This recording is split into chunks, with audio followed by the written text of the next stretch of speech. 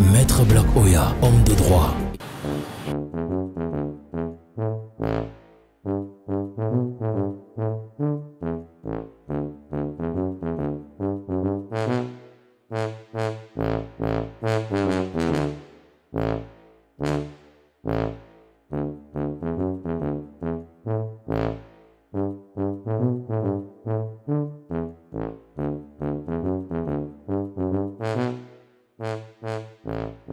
Ces prisonniers n'ont pas d'avocat pour plaider pour eux. Vraiment, c'est compliqué.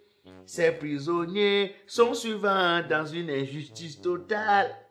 Oh, ces prisonniers. Moi-même, j'aurais pu faire la musique. Quand je chante, je sens que si les maîtres Gims écoutent ma voix comme ça, les futurs, ils vont me tuer. Voilà. Mais ça fait longtemps que je n'ai même pas fait un tour à Nebel pour regarder les Boniface, les Njoya alias le Sultan, les Fali, les Abaye alias Général Gate, les Chikoto, les Djokayev, les Ndiale. Il y a même Voyageur alias le Zonzon, les Jojo. Mais je n'ai même pas fait un tour pour les voir. Bon, je vais donc caler le 15 pour passer là-bas. C'est mieux que je cale. Quand un vrai gars de la diaspora t'appelle, non, tu comprends que ta journée, ce sera Mamipi.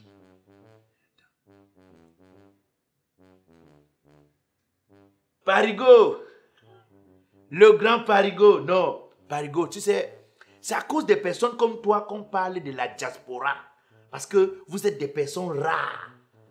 Oui, parce que, tu sais, dans la diaspora, là, il y a diasporiens, hein. Diasporiens, c'est ceux-là qui ne servent à rien.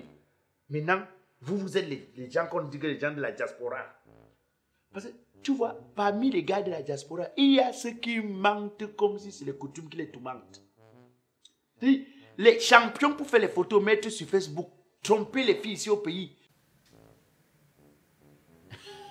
Le grand Parigo. Non, dans l'équipe type des gars de la diaspora respectables. C'est-à-dire des gens qu'on n'a rien enlevé dans leur comportement, même dans leur façon de vivre. Il y a toi, Parigo, d'abord. Il y a Georges Mabola. Oui, le grand papito, Georges Mabola. Il y a les Freeman, le Freeman, le dolatier de Paris. Oui. Il y a les Madame West Balengou. Il y a les Jean-Jacques Oona. Oui. Bon, on peut encore mettre Maman Chantal Ngemeni du Luxembourg. Ça, c'est la diaspora, la vraie diaspora. Une diaspora qui ne badine pas, qui pose des actes et on voit. Parigo, le grand Parigo, le tout-puissant Parigo. Un lion reste un lion. Maître. Bon, Parigo, je te rappelle, hein, j'ai un client devant moi, je te rappelle. Maître, c'est grave. Oui. Comment tu es là? Lève-toi seulement.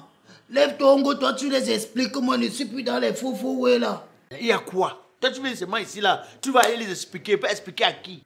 Maître, j'étais couché à la maison. J'ai seulement sur la porte. Coco. J'ai ouvert la porte, qui j'ai niais? Le Don Quata, avec les niais. J'ai encore volé. Non, maître. Tu as encore volé? Non, maître. Maître, il y a alors. Et que, mais il y a quoi? Ils disent qu'on a cassé la boutique du voisin. Et que mon bébé alors là-bas dedans, c'est quoi? Donc si vous lancez même vos sous-vêtements ici au Quata, vous allez seulement qu'un me faire là. Et c'est pourquoi moi je suis qu'un ténier. Que toi tu go les expliquer. Regarde comment il ment. Regarde comment le vol traverse dans tes yeux. Menteur. Le mensonge défie dans tes yeux. Toi-même tu parles, tes yeux disent que menteur, menteur. Tu mens, tu n'as pas honte. Moi je suis innocent. C'est votre nom, non? C'est votre nom, votre petit nom. Le nom de tous les voleurs camerounais, c'est innocent. Est-ce que vous avez un jour reconnu? Va à Nebel, va en Konengi, va à la prison de Yoko. Demandez à un seul bandit qui a volé que tu as volé. Son nom, c'est innocent. Je n'ai jamais rien fait. Je suis innocent. Tu sais, on dit qu'une faute avouée est à moitié pardonnée. Si tu ne reconnais pas une erreur, tu ne peux pas corriger l'erreur. Si tu ne reconnais pas que ce que tu viens de faire n'est pas une bonne chose, tu ne peux pas l'arranger. Si tu viens me mentir, moi, ton avocat, Tu vas dire la vérité. Je compte jusqu'à 3. Et après, tu sors de ce bureau. C'est fini là. Tu as volé ou tu n'as pas volé? Hey. 2. Maître, j'ai juste emprunté sans demander quelques sacs de riz et quelques couches. Tu as emprunté. Tu partais à l'orphelinat avec. J'ai emprunté quelques sacs de riz et quelques couches. Tu as enceinté tous les filles de ton quartier. Il fallait que tu attaches les couches aux enfants. C'est ça, non? Tu sais, moi, je ne sais pas comment vous vous êtes. Moi, je ne sais pas comment vous vous êtes. Moi, je t'ai déjà parlé que chacun sur cette terre s'est trompé au moins une fois.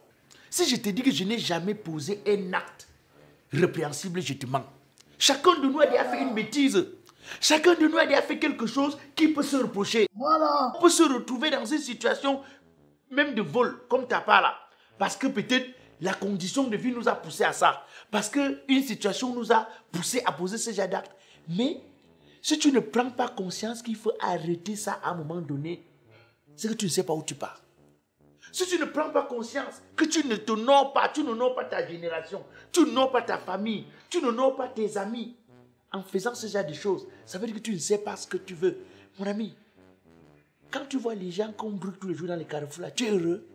Quand tu regardes comment est-ce que on met les minutes aux gens, on les passe à la télévision là, tu es content de ça? On t'a dit un jour qu'on vend la liberté dans un supermarché. La liberté que tu vois là, c'est quelque chose qu'on n'achète pas. Si on achetait, c'est que chacun achète sa quantité de liberté. C'est que les gens que tu vois à Nebel là, ils achètent les quantités de liberté pour vivre libre. Monsieur l'alcalde, la liberté ne se négocie pas. Ce n'est que les attitudes que tu as dans la vie qui te permettent d'avoir la liberté.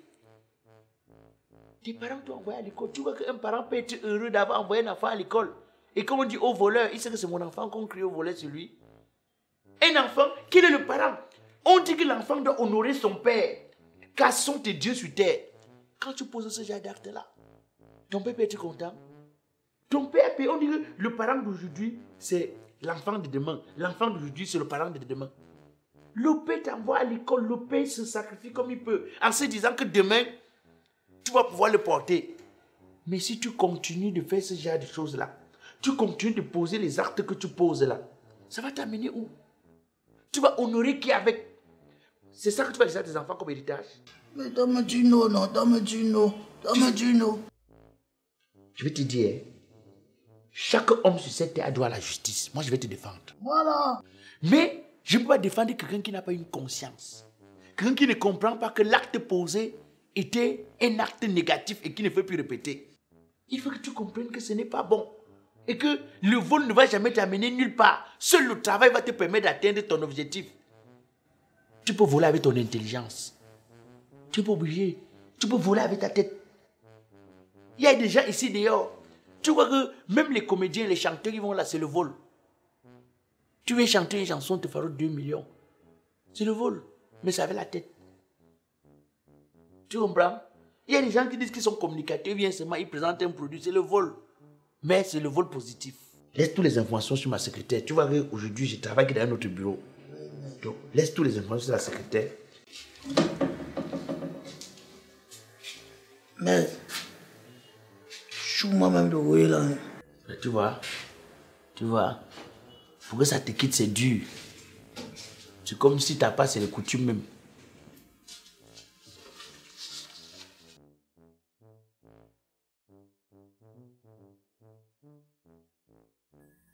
Bonjour, maître. Mais mon frère est en prison depuis 5 ans pour défaut de CNI. Pour défaut de carte nationale d'identité? Oui, maître. 5 ans. On l'a condamné à 5 ans ou c'est comment? Maître, il était sorti un soir avec les amis pour prendre un pot. Et c'est là qu'on l'a arrêté. Et depuis qu'il est là-bas, il n'a pas de jugement, rien. Maître, on ne sait plus vers qui se tourner. Moi, quand je dis que le diable est locataire dans les pays, si on refuse de me croire. Mais voilà ça. Voilà une république où on parle de justice. Où l'endroit où on est censé rendre justice, c'est là-bas qu'on pose l'injustice. Mais comment on peut... Donc on l'a arrêté depuis 5 ans. On ne l'a pas jugé pour le libérer pour qu'il ait fait une nouvelle carte nationale d'identité. On ne lui a non plus donné la possibilité d'aller fait une nouvelle carte où le condamné dit que bon, mange ta prison, tel nombre d'années, va faire.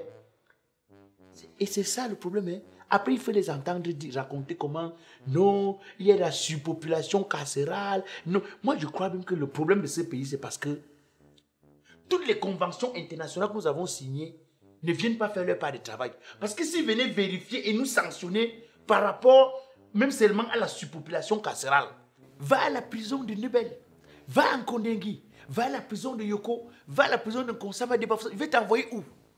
Tu vas te rendre compte que ceux qu'on garde dans nos prisons ici, ce ne sont pas toujours des braqueurs de grands chemins. Hein.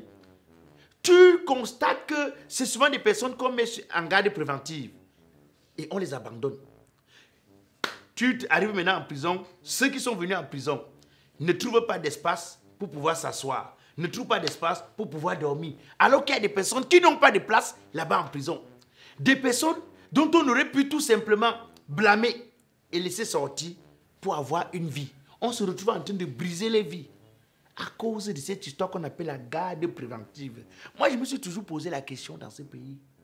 Comment est-ce qu'on peut prendre quelqu'un qui est identifiable? On connaît le chez toi. On connaît qui tu es. Tu as eu un défaut de carte d'identité comme ton frère. On te prend, on te garde en prison, c'est pour faire quoi? C'est pour faire quoi? On pouvait arrêter quelqu'un qui n'a pas de carte d'identité, on t'impose de faire la carte avant de sortir. On prend quelqu'un, on dit que non, quand on venait voler au quartier, il était au quartier, mais c'est vrai qu'il n'a pas volé, mais bon, pour l'enquête, on le prend d'abord, on va le garder. Vous-même d'abord, ceux qui sont là-bas n'ont pas où dormir. Vous prenez encore les gens pour venir mettre sur les gens. Et c'est tout ça qui fait que désormais, la prison est devenue une affaire de business.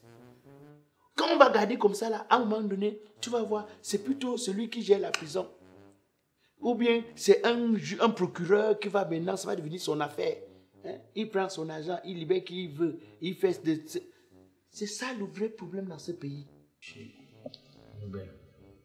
Ok, d'accord, c'est bon. Donne les autres informations là-bas. Hein. Ok, mais bonne journée. Merci. Après, on va dire que non, les conditions carcérales ne sont pas bonnes. Ça va être bien comment, quand on se retrouve dans une situation où des gens qui ne sont pas censés se retrouver en prison sont en prison. Oh.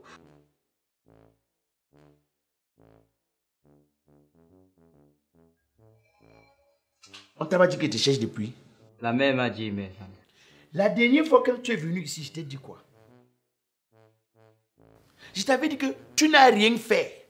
Il faut savoir que la prison, ce n'est pas seulement pour ceux qui ont volé. Une situation peut faire que, une coïncidence fait que tu sois au mauvais endroit, au mauvais moment.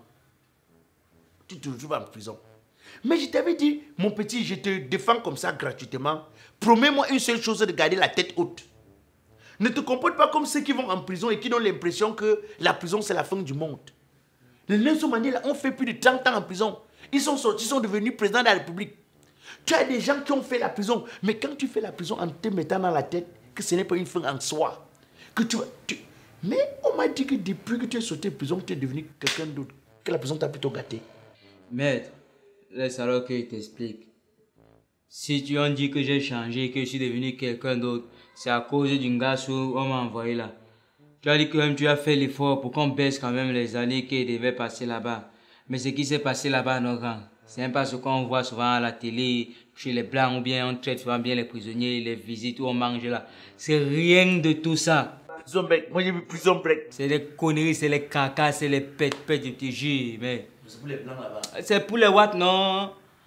Je te dis que les chambres 3 sur 3, qui sont censées être 3 sur 3, là, on nous jette là-bas au moins à 250. Mon petit, reprends.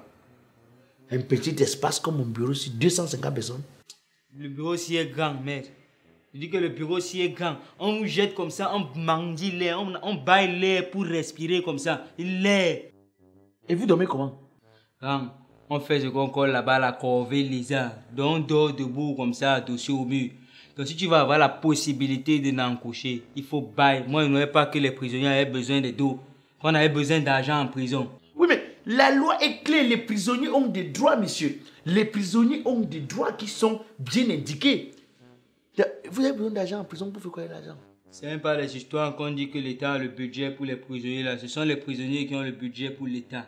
Tu marches sans dos, tu es mort. là-bas, les histoires qu'on dit qu'il faut même aller moto. Et que même pour chier, on fait le rang comme ça. Il y a qu'à ranger. Donc celui qui entre, il est chanceux. Et si tu malheur à toi-même, si tu n'as pas le bon, parce que tu vas aller ramasser les cacas de ceux qui ont chié. Tu attends. Tu peux même pas chier même pendant 1 minute. Les gars vont te rabattre, on va même te taper pendant que tu es en train de chier. Que non, c'est mon tour. Payer les tatas là-bas, ça ne rit pas. Même pour chier, mec. Attends. Donc même pour faire ses besoins en prison, ce n'est pas évident, ce n'est pas donné. Mais quand tu me dis, quand il parle même des trucs comme ça, les larmes veulent seulement encore mon frère. Et d'abord que je vois. C'est quoi ça? Eh mec. C'était pour ça. Si je comprends bien, t'as dit, quand on est en liberté ici, on côtoie le diable, mais quand on va en prison, apparemment, on vit avec lui. Hein. Mec, ce qui s'est passé là-bas, mec. Moi, je ne pouvais pas nous un seul instant qu'en prison, il y a aussi la mairie. En prison, il y a le commissariat. Il y a la chefferie. Il y a l'armée. Donc, chacun avait son titre. Donc, on a le maire. On a le chef de quartier. On a le colonel. On a même les collecteurs d'impôts. Dans la prison. Dans la prison. Et le régisseur ne connaît pas ça. Il ne connaît pas comment. Ça part dans les poches de qui, selon toi, mec. Je ne pouvais pas imaginer ce qu'on nous a fait là-bas, mec. Mon petit, j'ai constaté aussi qu'apparemment, étant en prison là-bas, tu as pris un peu le côté féminin. Voilà, alors l'autre partie que non, mec. Quand tu parles même comme ça, mon cœur fait se manquer un jour, mec. Moi, un garçon, on me torche en prison. C'est parce que j'ai seulement les hymnes, l'histoire qu'on dit que l'homosexualité là, non. Si on veut combattre ça, non, qu'on vienne au Ngata. Prison ici au pays. C'est en prison que ça commence, les histoires là. Parce qu'on est d'abord nombreux, tu vas voir l'anga où. Moi, ça fait c'est combien de temps, il n'est même plus une fille, mon frère. Ils ont fait. Et c'est parce que je suis fort que j'ai quand même mon hymne, que ne dit que non, on ne me touche pas. Hey, c'est quoi? Ah, c'est que ça a commencé comment? Donc, je dis que mec, commencer à combattre l'homosexualité en prison. C'est dans tous les sens. Tu vois, un gars va voir le général, il te salue pour te souhaiter la bienvenue. Donc, comme il boit là avec toi, tu go aussi voir le colonel, il te casse. Mais de l'or. Donc, ce qu'on m'a raconté, les vrais, on m'a dit qu'en prison là-bas, que comme Dieu a réservé que bon, on utilise ça pour aller faire les besoins avec, apparemment en prison, ça sert à autre chose. Ouais, on foisse, on déchire. Il y a les gars, il y a la femme de tel, il y a la femme. Ici, il y a les bagarres. Que, apparemment, en prison là-bas, quand un prisonnier a faim comme la nourriture, c'est-à-dire, tu manges la nourriture, tu ne vois même pas les arrêts du mbonga traverser dans la nourriture. Apparemment, si tu veux me goûter un peu le poisson comme ça. Mec, voilà l'un autre oui que c'est passé. Moi, je supporte à la famille depuis. Que quelqu'un n'a pas un repos chop, tu viens pour dire que, gars, combien élève ton frère, gars. Tu vois, gars, ça se passe comment? On baisse ta culotte. Mec, parfois, quand les gars accommodent des prisons comme ça, tu n'es pas content, tu pleures, tu know qu'ils vont revenir. Donc, si on libère 3 prisonniers, c'est 6 qu'on va mettre là-bas. Donc, il n'y a rien pour nous là-bas, mec. Et tu dis que, non, mec, pardon seulement, mon cœur, sinon, mec, on va... Faites un effort, pas attaquer l'administration, le service, le système... Casserole. Casserole. Casserole. C'est vous qui faites, c'est vous qui avez school. Merde. Vas-y, je vais constituer le dossier. Tu fais quand même... Il pose. Il pose comment, Il non? pose. Le père dit qu'il a ta bouteille de fromage. Mais voilà ce qui se passe dans ce pays. Voilà. Voilà, après quand je vais parler ici, on va dire que non, Maître Black Oya veut toujours venir défendre les causes qui ne sont pas défendables. Tout le monde sait que la prison est un endroit où on corrige les mentalités. Chacun sait que la prison est un endroit où on est censé ramener quelqu'un qui est sur la voie de la perdition, sur le chemin de la justice et de la vérité. Mais quand la prison devient un endroit qui désoriente l'homme, qui pousse plutôt l'homme à aller dans les dérives, on fait comment? En réalité, la prison est l'endroit où on est censé dire à quelqu'un, prouver à quelqu'un que tu vois que la privation de ta liberté est quelque chose de très grave. Mais si quelqu'un étant en prison a comme impression que non, c'est même là-bas que tout est fini pour lui, c'est dangereux. Moi, je connais des chrétiens ici qui sont devenus des grands chrétiens. Quand on raconte l'histoire des grands chrétiens dans le monde, on vous dit que les gens sont devenus chrétiens parce qu'ils étaient en prison. Tellement ils n'avaient rien à faire qu'ils passaient le temps à lire la Bible. Mais quand tu es dans une prison où tu dois lutter pour ce que tu vas manger, tu dois lutter pour l'air que tu dois respirer, tu dois lutter pour l'endroit où tu dois dormir, tu dois lutter pour pouvoir aller aux toilettes, te mettre à l'aise. Et que quand tu n'as pas l'argent, c'est toi qui ramasses les déchets de celui qui a l'argent. Quand la prison finalement t'expose à l'homosexualité, le genre de plainte qu'ils vont vous faire. Le genre de plainte qu'ils vont vous faire.